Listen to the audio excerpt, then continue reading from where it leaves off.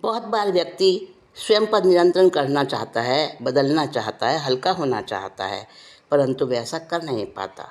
निश्चय करने पर भी, उस प्रकार का भाव रखने पर भी, संकल्प करने पर भी वो उसमें सफल नहीं होता। ऐसा क्यों होता है? इसका अर्थ यही समझना है, यही समाधान है इसका, कि लेश्या तंत्र इसका कारण है। जब हम स्नायुविक स्तर पर नहीं, स्नायुविक स्तर की साधना हमें लेश्या तंत्र से जोड़ती है। स्नायुविक स्तर पर नहीं, स्नायुविक स्तर की साधना वो हमें लेश्या नियंत्रण तक हमें ले जाती है। रूपांतरण तक नहीं ले जाती, बस नियंत्रण तक ले जाती है। जो सिंपैथिक नर्वस सिस्टम है, वहाँ तक की साधना यदि हमारी होगी तो हम उसको केवल नियंत्रण कर पाएंगे, रूपांतरण नहीं कर पाएंगे, शोधन नहीं कर पाएंगे। चित्तवृत्तियों का शोधन और रूपांतरण तो चेतना केंद्रों के जागरण से ही होता है, उसके बिना नहीं हो सकता। और जब तक शोधन नहीं होता तब तक नियंत्रण की स्थिति पूर्ण रूप से साकार नहीं होती है, उसका रूपांतरण नहीं होता। और रूपांतरण होने के बाद ही नियंत्रण और नियंत्रण की प्रक्रिया समाप्त होती है, क्योंकि व्यक्ति उस समय बदल जाता है, पूरा का पूरा बदल जाता है। जो व्यक्ति 3 शुभ रेखाओं में प्रविष्ट होता है उसके लिए नियंत्रण की ज़रूरत बहुत कम होती है, और वीतरागता के स्तर पर पहुंच जाने वाले के लिए तो नियंत्रण करने की कोई आवश्यकता ही नहीं है। जब तक लेश्या के द्वारा व्यक्तित्व का रूपांतरण नहीं होता तब तक नियंत्रण जरूरी है। नियंत्रण को वहाँ तक हम छोड़ नहीं सकते, ये सीमा अपरिहार्य है। और भाव सबसे सूक्ष्म है। भाव से स्थूल विचार, और विचार से भी स्थूल क्रिया है। क्रिया और विचार की तरह भाव जो है स्नायुविक, अर्थात शरीर की प्रवृत्ति नहीं है। क्रिया और विचार तो शरीर की प्रवृत्ति है, परंतु भाव किसकी प्रवृत्ति है? मानसिक भी नहीं है। भाव जो है वो चित्त की प्रवृत्ति है। तो साइकिक बॉडी यानी स्थूल शरीर से परे चेतना केंद्र अर्थात लेश्या तंत्र की प्रवृत्ति वो उसकी क्रिया है। यही शोधन और रूपांतरण का पहला बिंदु है, जहाँ पहुंचकर हम सफल ही होते हैं, धोखा नहीं खाते। असफल मतलब हमारा जो लक्ष्य है वो पूरा हो जाता है, बदलने का, परिवर्तन होने का। स्नायुविक बिंदु के जगत में धोखा संभव है, मतलब सिंपैथिक नर्वस सिस्टम का जो लेवल है वहाँ तक हम कभी धोखा खा सकते हैं। व्यक्ति भीतर से अत्यंत क्रूर और कठोर होता हुआ भी बाहर से मृदु और अहिंसक व्यवहार दिखा सकता है, तो उसे पहचानने में धोखा हो जाता है। व्यवसायिक जगत में व्यक्ति की सही पहचान जरूरी है। अगर नहीं करेंगे तो वहाँ पर बहुत प्रकार की मतलब कठिनाइयाँ और विषमताएं पैदा हो सकती हैं। इसी प्रकार आध्यात्मिक जगत में भी बड़े बड़े धुरंधर आचार्य भी शिष्य की पहचान में भ्रमित हो गए, और फिर जब उनको सत्य पता चला तो बड़ा पछताए। द्रोणाचार्य का और कर्ण का उदाहरण हमारे सामने है। कितने बड़े महान आचार्य थे द्रोणाचार्य, और कर्ण ने एक बार तो उनको भी धोखा दे ही दिया था। ठीक है, वह बाद में उनको पता चल गया, परंतु स्नायुविक स्तर पर जहाँ तक होता है वहाँ तक धोखा संभव है, और लेश्या का स्तर जो है उससे परे का है। तो आधुनिक समय में लाई डिटेक्टर एक मशीन और उस प्रकार की और भी कई तरह की यांत्रिक मशीनें हैं, लेकिन व्यक्ति इतना कुशल खिलाड़ी है कि मशीन को भी झुठला देता है।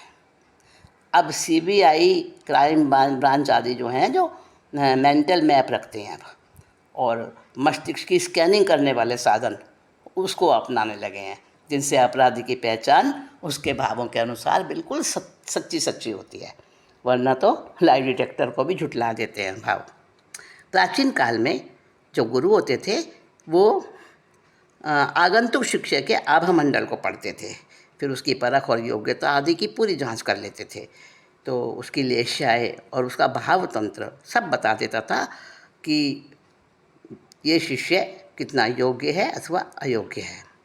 भावमंडल बता देता है कि इस व्यक्ति का कैसी योग्यता है, उसकी इस स्तर पर बनावट नहीं हो सकती, धोखा नहीं हो सकता, ठीक योग्यता पता चलती है। देवताओं का आभामंडल मृत्यु से 6 महीने पहले ही धुंधला होने लगता है।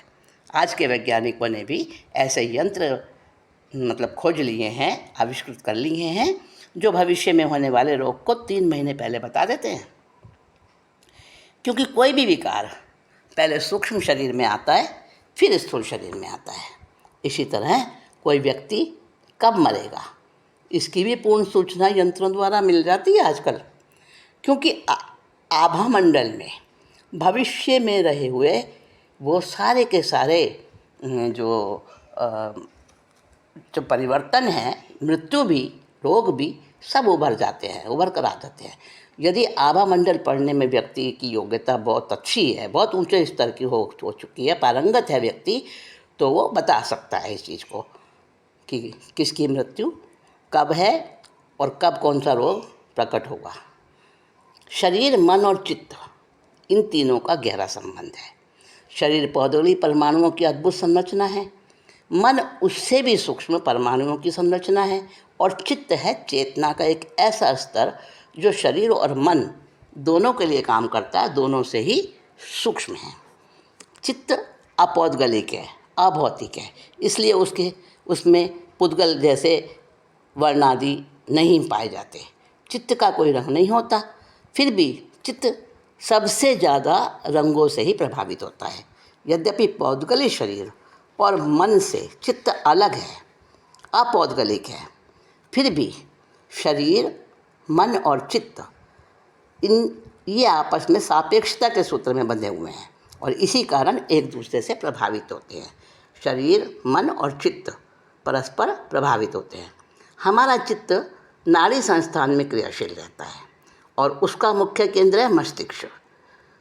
तो मस्तिष्क अंतर जगत में सूक्ष्म चेतना से जुड़ा हुआ है और वहीं से उसे गतिशीलता के आदेश और निर्देश प्राप्त होते रहते हैं और वह बाह्य जगत में अपने प्रतिबिंब भूत आभामंडल से जुड़ा रहता है। बाहरी जगत में जैसा चित्त होता है वैसा ही आभामंडल होता है। चित्त को जानकर आभामंडल को और आभामंडल को जानकर चित्त को जाना जा सकता है। चित्त निर्मल तो आभामंडल भी निर्मल होगा और आभामंडल मलिन है तो चित्त भी मलिन होगा। हमारे शरीर के चारों ओर सूक्ष्म रश्मियों का एक वलय होता है, वह सूक्ष्म तरंगों के जाल जैसा या रुई के सूक्ष्म तंतुओं के चक्रव्यूह जैसा होता है और चारों ओर फैला होता है। भावधारा के अनुसार इस वलय की संरचना प्रति क्षण बदलती रहती है, उसे भावलेशय कहते हैं। निर्मलता, मलिनता, संकोच, विस्तार आदि अवस्थाएं घटित होती रहती हैं, उसे ही कहते हैं भावमंडल में परिवर्तन। आभामंडल का है ना। भावमंडल के परिवर्तन के आधार पर भीतर चलने वाले भाव, मन और शरीर में होने वाली प्रक्रियाएं तथा निकट भविष्य में होने वाली घटनाएं वो जानी जा सकती हैं। साधना द्वारा हम बहुत प्रकार का उद्घाटन प्राकृतिक द्वार से और नए द्वार से कर सकते हैं। कैसे हैं? देखिए, काम है प्राकृतिक द्वार और इससे उद्घाटन होता है ब्रह्मचर्य का। तनाव से शिथिलीकरण और विचार से निर्विचार और कोलाहल से मौन। बाह्य वस्तु के विद्युत स्पंदन, आंतरिक विद्युत के स्पंदन। तो प्राकृतिक द्वार और उसके बाद में जो कृत्रिम द्वार, ये अलग अलग हैं लेकिन एक दूसरे से जुड़े हैं। प्राकृतिक प्रवृत्ति से परिवर्तन द्वारा साधना से नवीन आयाम तक पहुंचकर क्रांतिकारी परिवर्तन हो सकता है। जब आपको मौन के आदेश ध्यानावस्था में दिए जाते हैं, है ना, तब आपके नहीं जानते हुए भी भीतर बहुत बड़ा कार्य हो रहा है, चलता रहता है। उपलब्धियों के नए नए द्वार उद्घाटित होते रहते हैं। एक झटके में तो पूरा व्यक्तित्व बदल जाता है। एक प्रवचन सुना और खड़ा होकर दीक्षा लेने का संकल्प बता दिया, ये कोई साधारण घटना नहीं है। कल तक सैकड़ों को मारने वाला अहिंसक हो गया, 6 काय का रक्षक बन गया। तो एनालिटिक साइकोलॉजी के प्रवर्तक हुए हैं चुंग। तो वैज्ञानिक चुंग ने कहा कि लिबिडो अर्थात मानसिक शक्ति, मानसिक शक्ति ये हमारी वासना शक्ति नहीं है, काम शक्ति नहीं है, किंतु ये सामान्य शक्ति है। काम शक्ति तो लिबिडो का एक अंश मात्र है। हम सब ज्योति की साधना के लिए ये हम सारी साधना करते हैं कि हमें वो अंदर की आत्मज्योति वो अनुभव हो जाए। ज्योति दो होती हैं, एक आत्मा की और एक तेजस शरीर की। हम इन दो ज्योतियों के बीच अपनी प्रक्रिया, अपना प्रयत्न कर रहे हैं। आत्मा की ज्योति जलती है, किंतु उसके प्रकाश का हमें पता नहीं चलता। वह अदृश्य होने पर भी कभी बुझता नहीं। निरंतर जलने वाला ऐसा दीप जिसमें ना किसी ईंधन की आवश्यकता, किसी तेल घी की आवश्यकता नहीं, और उसमें सहज ही ऐसी शक्ति है कि कभी समाप्त नहीं होता, कोई हवा उसको बुझा नहीं सकती। निरंतर जानना, देखना, एक भी समय ऐसा नहीं कि इसमें चूक हो। त्रिकाली ध्रुव हमारा आत्मा ऐसा दीप है और उसकी सहज ज्योति है। और उसकी ज्योति जो है ना वो निरंतर है। दूसरी ज्योति है तेजस शरीर की। ये हमारे शरीर की ज्योति है जो सूक्ष्म तेजस शरीर है।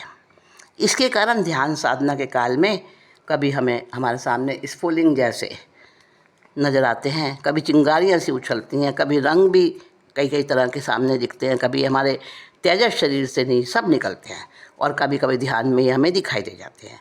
जब हमारा मन सूक्ष्मता में जाकर एकाग्र होता है तब अंतर्दृष्टि द्वारा मन उनको कैच करता है। ये ज्योति हमारी साधना से आगे बढ़ती जाती है। इस ज्योति की साधना में वृत्तियाँ बाधक भी बनती हैं और साधक भी। हमने बहुत सारी वृत्तियाँ एकत्रित कर रखी हैं, ना मालूम किस किस योनियों में, जातियों में, कहाँ कहाँ हम घूम के आए हैं, और जहाँ जा गए वहाँ के संस्कार भी लेकर आए। तो वो सब हमने इकट्ठे कर रखे हैं और ये समय समय पर उभरते रहते हैं। हमारे नाड़ी संस्थान में वृत्तियों के उभार से तरंगें उठती रहती हैं। कभी किसी एक चेतना केंद्र से तरंगें उठती हैं तो कभी किसी दूसरे चेतना केंद्र से उठती हैं। नाना प्रकार की वृत्तियाँ, बहुत प्रकार के केंद्र और बहुत प्रकार की तरंगें, और वो स्नायुओं को फिर उत्तेजित करती हैं। यही उत्तेजना हमारी साधना में बाधक बनती है और हम ये अभ्यास करते हैं कि तरंगें ना बने, उठें ही नहीं। हमारा स्नायु संस्थान उस तरंग को आने ना दे, स्थान ना दे, उसे अपने पर ना उतारे। ये साधना हम करते हैं। स्नायु संस्थान के शोधन की साधना करते हैं, यानी हम संस्कारों के शोधन की साधना करते हैं। साधना में क्रोध, भय, काम, वासना, ये तीन मुख्य बाधाएं आती हैं। जब तक ध्यान साधक इन तरंगों से छुटकारा नहीं पा लेता तब तक वह निर्विघ्न रूप से आगे नहीं बढ़ पाता। और इनसे बाधाओं से निपटने के पहले हमें अपने दृष्टिकोण को शुद्ध बनाना होगा। हमारा दृष्टिकोण बहुत संक्रांत, स्फटिक जैसा पारदर्शी है, और वो पारदर्शिता हमारे दृष्टिकोण की बहुत बड़ी कठिनाई है। और दृष्टिकोण की कठिनाई, उसकी पारदर्शिता, आध्यात्मिक की भाषा में इसे राग कहते हैं, मनोविज्ञान की भाषा में उसे काम कहते हैं, सेक्स कहते हैं, और वैज्ञानिकों ने लिबिडो एक शब्द का प्रयोग किया। जब तक उसका काम का दिशांतरण नहीं होता, मतलब उसकी दिशा नहीं बदलती, तब तक हम राग को कोई दूसरी दिशा नहीं दे पाते। तब तक आध्यात्मिक हमारी यात्रा सफल नहीं होती। और जब तक हम जल प्रणालिका को, यानी जल की जो नाली बनाई है उसका जो मार्ग है, खेतों में बनाते हैं ना, जब तक हम उसके मार्ग को नहीं बदलेंगे तब तक सिंचन से पैदा होने वाली नई पौध कैसे पनपेगी, है ना। तो हमारी साधना का यही लक्ष्य है। और उसमें लेश्या क्या करती है, अब वो लेश्या के बारे में, और 6 लेश्या जो हैं वो किस प्रकार से उनका वर्गीकरण किया गया है, इसके बारे में भी हम और जानेंगे और चर्चा करेंगे। तो बड़ा विस्तृत और बड़ा सूक्ष्म ये सारा प्रकरण है। इसकी चर्चा अच्छी है पर उतनी ही गहरी भी है। एकाग्र होकर हम उसको समझेंगे और फिर उसका प्रयोगात्मक रूप भी अपनाएंगे, उसको क्रियान्वित करेंगे अपने अपने समय अनुसार, अपने अपने उभरते कर्मों के अनुसार हम उन प्रयोगों में गहरे उतरेंगे तो ही लेशा का स्वरूप समझ में आएगा। तो आज अभी इस मीटिंग को यहीं पर विराम देती हूँ और शेष बातें अगली मीटिंग में हम करेंगे। बहुत बार व्यक्ति स्वयं पर